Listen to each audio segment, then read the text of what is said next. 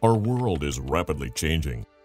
Political unrest, mounting financial problems, random natural disasters, societal confusion over right and wrong, deranged acts of abuse and violence are on the news every day. And as the intensity increases, many are wondering, how long can the world go on like this? What will it look like in only a few years? Does God care? Has He given us any answers? Many have viewed the Bible as irrelevant in a contemporary world. But that view changes in the light of the Bible's last book, Revelation.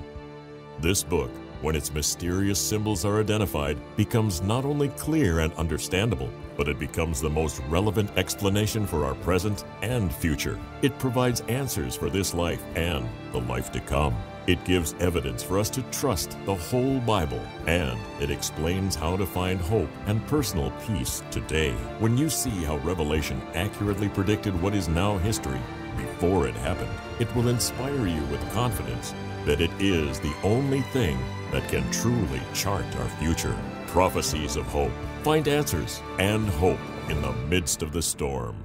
Coming soon to a location near you.